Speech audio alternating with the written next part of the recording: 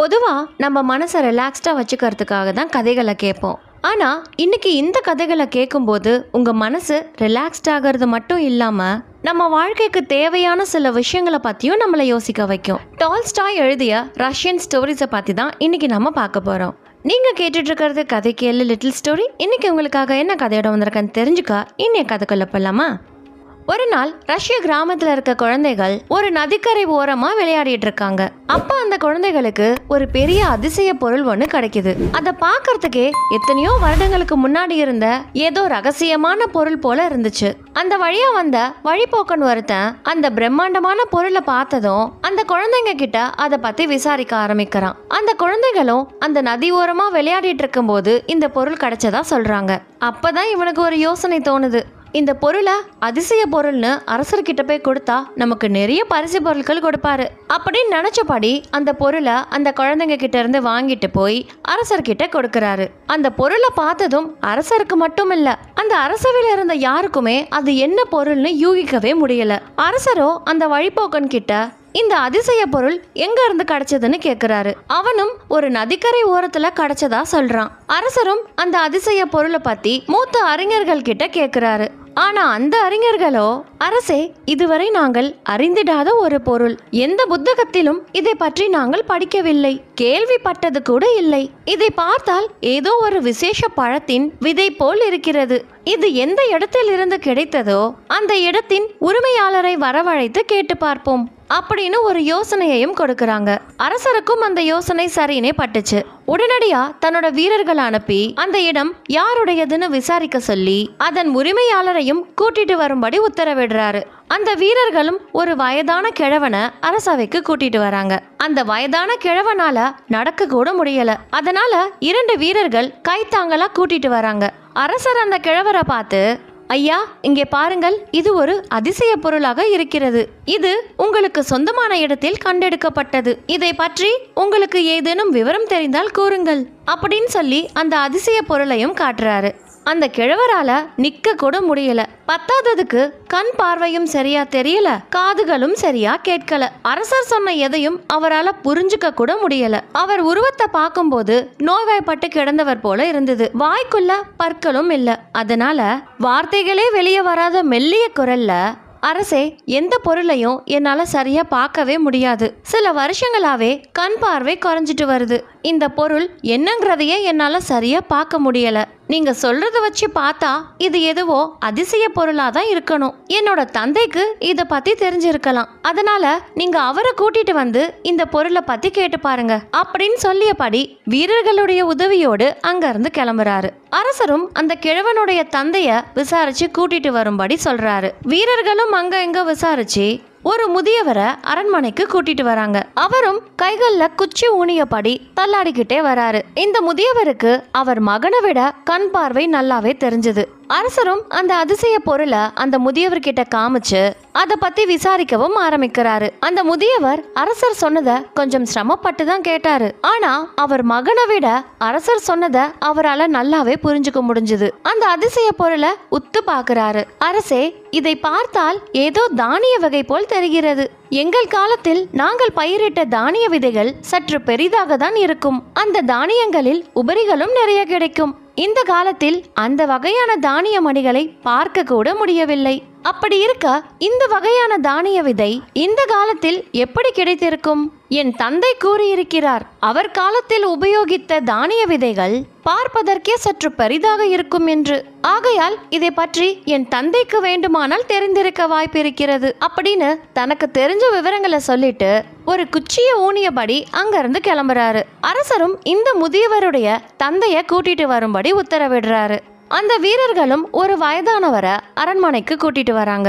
அவரோ எந்தவித ஊன்றுகோல் உதவியும் இல்லாம அரண்மனைக்குள்ள நடந்து வந்தாரு. கண் பார்வையும் கூர்மையா இருந்துச்சு. காதுகளும் தெல்ல தெளிவா கேட்டுச்சு. இவருடைய பேச்சும் நல்ல தெளிவாவே இருந்துச்சு.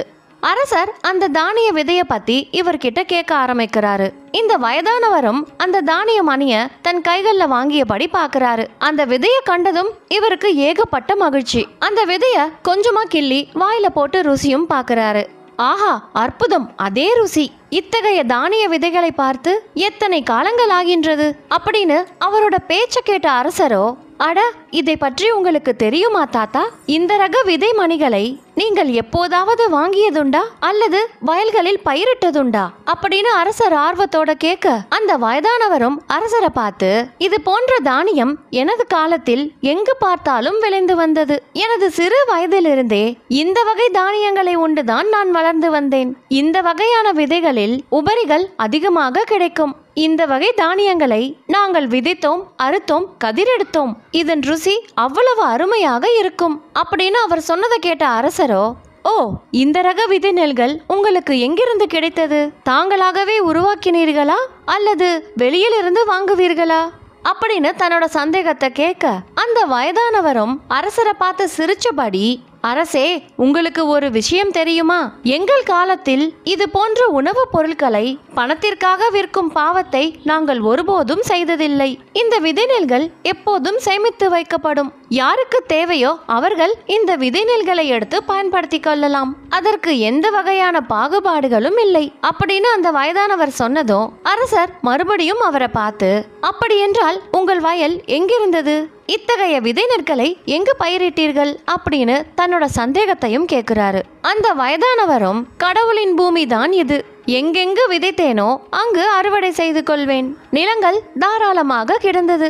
இது என்னுடைய நிலம், உன்னுடைய நிலம் என்று மனிதர்களுக்குள் எந்தவித பாகுபாடுகளும் இருந்ததில்லை. உழைப்பு மட்டுமே எங்களுக்கு சொந்தம் என்று வாழ்ந்து வந்தோம். இங்கிருக்கும் அனைத்து நிலங்களிலும் இந்த வகையான தானியங்கள் தான் பயிரிடப்பட்டது. இதில் எனது நிலம் என்று எதுவும் இல்லை அப்படின்னு சொல்லி முடிச்சதோ அரசர் தன்னோட அடுத்த கேள்வியை கேட்க ஆரம்பிக்கிறாரு. அதெல்லாம் இருக்கட்டும், அந்த காலத்தில் மட்டும் எப்படி இத்தகைய விதை நெற்கள் விளையப்பட்டது? இந்த காலத்தில் ஏன் இது போன்று விளையவில்லை? இந்த விதை நெல் ருசியாக இருக்கும் என்று சொன்னீர்கள். அப்படி இதில் என்ன ரகசியம் இருக்கிறது? மேலும் உனது மகன் கோலூன்றி நடந்து வந்தார். அவரது மகனோ நடக்கக்கூட திராணி இல்லாமல் எனது வீரர்களால் தூக்கி வரப்பட்டார். ஆனால் நீரோ எந்தவித ஊன்றுகோலும் இல்லாமல் நடந்து வந்தீர். உமது பேச்சும் தெளிவாக கணீர் என்று இருக்கிறது. உமது கண் பார்வையும் கூர்மையாக இருக்கிறது. ஆனால் உனது மகனும் உனது பேரனும் உம்மை விட வயதானவர் போல் தோற்றமளிக்க என்னதான் காரணம் அப்படின்னு தன்னோட கேள்விகளை அடுக்கிக்கிட்டே போனாரு. இதையெல்லாம் பொறுமையா கேட்ட அந்த வயதானவர் அரசரை பார்த்து, அரசே, எங்கள் காலங்களில் நாங்கள் எங்கள் உழைப்பை மட்டுமே நம்பி வாழ்ந்து வந்தோம். எங்களை எப்போதும் சுறுசுறுப்போடு வைத்திருப்போம். அடுத்தவரின் உழைப்பை ஒருபோதும் நாடமாட்டோம். எங்கள் காலங்களில் நாங்கள் கடவுளின் உத்தரவுபடி வாழ்ந்து வந்தோம். அடுத்தவரின் பொருளுக்கும் சொத்துக்கும் ஆசைப்பட மாட்டோம். இது தன்னுடையது என்று உரிமை கொண்டாடவும் மாட்டோம். பகிர்ந்துண்ணும் பழக்கத்தை கொண்டிருந்தோம். அதனால் எங்கள் உடலும் ஆரோக்கியமாக இருந்தது. காலப்போக்கில் அந்த வகையான தானிய விதைகளை மக்கள் தங்களுக்கென சொந்தம் கொண்டாட ஆரம்பித்தார்கள். மற்றவரிடம் பகிர்ந்து கொள்ளும் பழக்கமும் அழிந்துவிட்டது. அதனால் அந்த வகையான தானிய விதைகளும் காலப்போக்கில் அழிந்தே போய்விட்டது.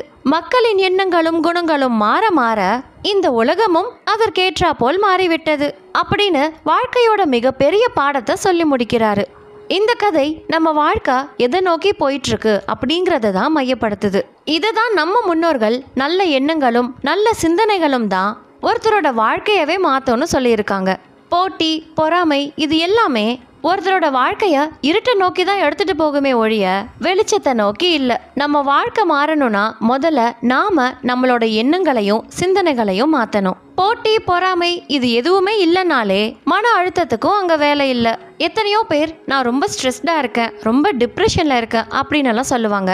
யதார்த்தமான குணங்களும் பாசிட்டிவான மைண்ட் செட்டும் ஒருத்தருக்கு இருந்தாலே போதும். அந்த இடத்துல மன அழுத்தமும் இருக்காது, மனக்குழப்பங்களும் இருக்காது. நிச்சயமாக அந்த கதை உங்களுக்கு பிடிச்சிருக்குன்னு நினைக்கிறேன். பிடிச்சிருந்தா தம்ஸ் அப் பண்ணுங்க, அப்படியே சேனலை சப்ஸ்கிரைப் பண்ணிக்கோங்க. மீண்டும் வேறு ஒரு சுவாரஸ்யமான கதையோட நான் உங்களை சந்திக்கிறேன். தேங்க்யூ.